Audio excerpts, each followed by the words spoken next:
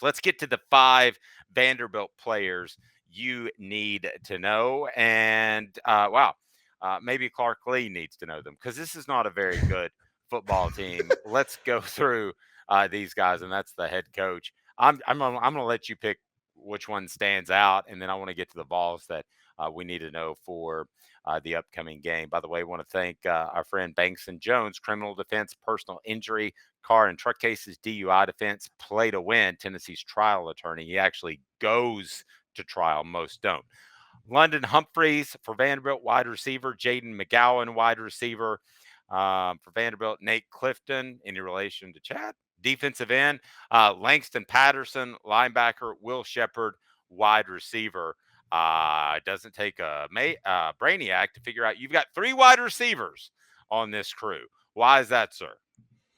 Because the only way Vanderbilt could beat Tennessee is if they air it out in the passing game. And I didn't even name the quarterback because Clark Lee is applying annoying gamesmanship and not making it clear if he's going to start AJ Swan or Ken Seals in this game. Swan Seal. Anyways, but yeah, so I'm going with receivers, and they're all different types of receivers. So London Humphreys is a true freshman who's got 413 receiving yards on there. He actually has a bright future. He's really come on strong late, so I have him because he's kind of the underrated, like overlooked guy because Will Shepard is their best receiver who I have number 1, who leads the team in receiving. So I felt I kind of had to put both of them. Jaden McGowan, from a matchup standpoint, is the guy that's most likely to give Tennessee issues because, Dave, what has Tennessee been horrible at the past 3 weeks, particularly because of Elijah Herring? But they've been horrible at covering your kind of utility. What do you call a player who, yes, he's maybe listed as a wide receiver, but he's more like a utility player where he could take some carries, he could, catch balls in the flat, he might line up in receiver. I call him like a utility receiver. Not necessarily a slot. Like how Tennessee would have used D. Williams if they had ever gotten him in on offense. Yeah, but they didn't. Or kind of how they used Alvin Kamara or a Marshall Faulk type that may be going back before your time. Okay. Yes. Now, Jaden McGowan is not Marshall Faulk, but no, he is not. That would be a game changer. By the way, Smoky Mountain Red says hearing Lee is on the hot seat. Who the hell are they going to get that's any better? I don't know. I mean, I think he is on the hot seat, but man, I tell you what can you do at Vanderbilt? And it's only going to get tougher. They're going to have to play Texas and Oklahoma every once in a while. Smoky Mountain Red also says that Franklin was hitting the lottery. He was. He beat a bunch of bad teams, and they scheduled to get to 6 wins and get bowl eligible. But would they trade for James Franklin? Absolutely, they would. I don't think that there's any question about that. Okay, so let's get to the Vols that you need to keep an eye on. Yes. Sorry, I just had to mention a couple other things with the defense with the players real quick with Vanderbilt. But McGowan, by the way, Jeff Demps is the best comparison for Jay McGowan. Remember Jeff Demps at Florida? I do. Or you could maybe go Percy Harvin as well. Not going that high. I couldn't. I'm not going that high either. But Jeff Demps was like a poor man's Percy Harvin, so this guy's like a poor man's Jeff Demps. Okay, there we go. All right. At some point, we're absolutely destitute with this guy. So now on defense, Nate Clifton has 5.5 sacks, so I think he could be a factor. Langston Patterson is do it everything linebacker, 66 tackles, 8 tackles for loss.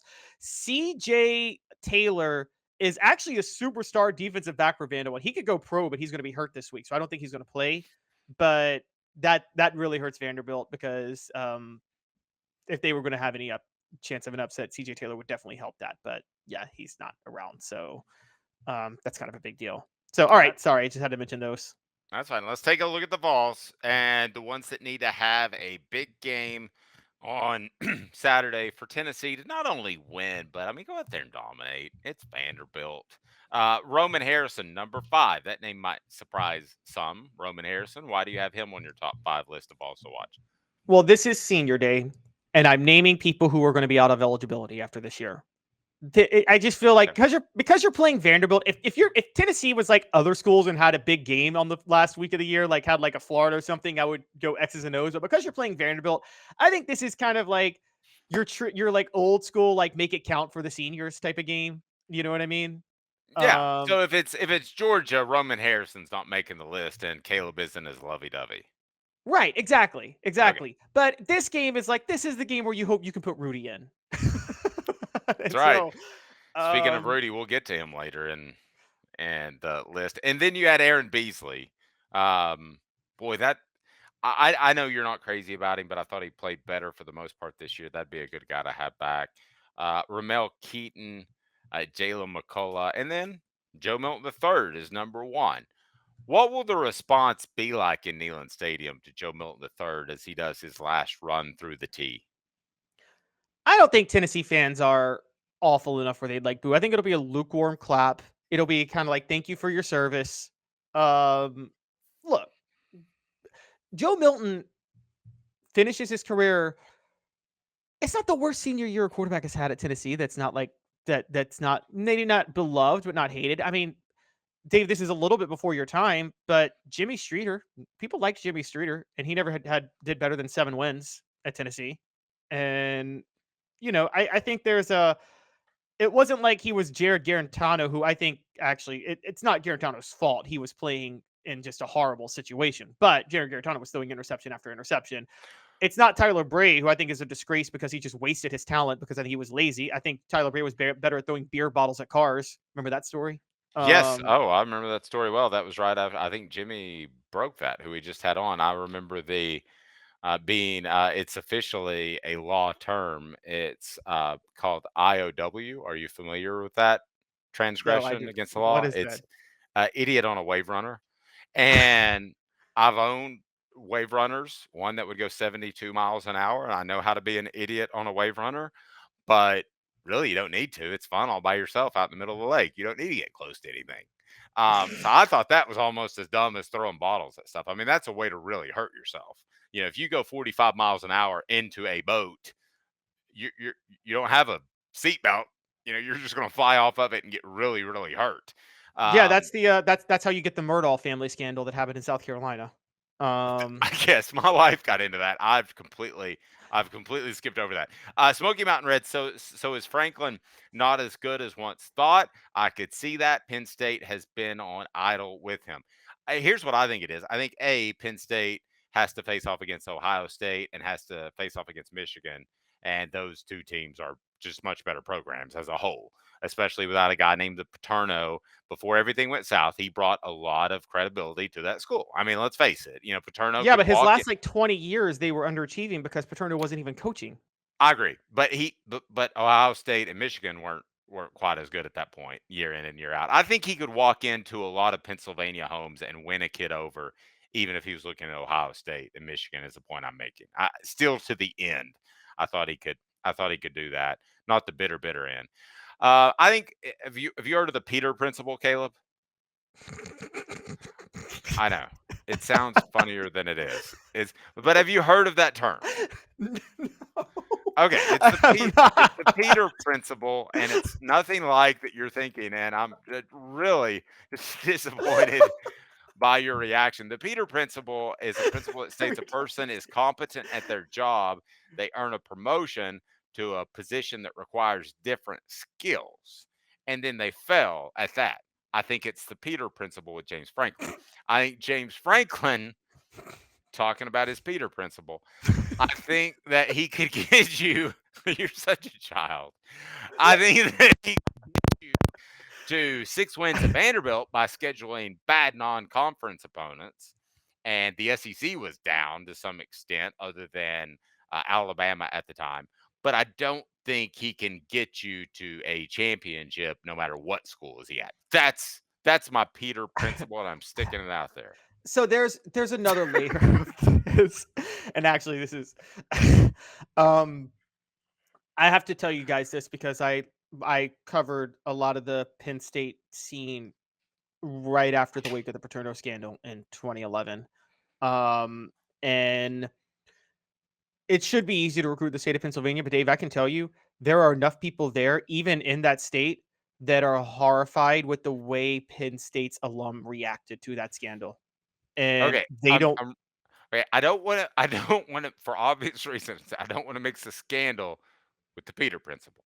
Okay, seriously. Well, no, Okay, so I'm just but trying to do you break down why Penn State has a ceiling okay, now.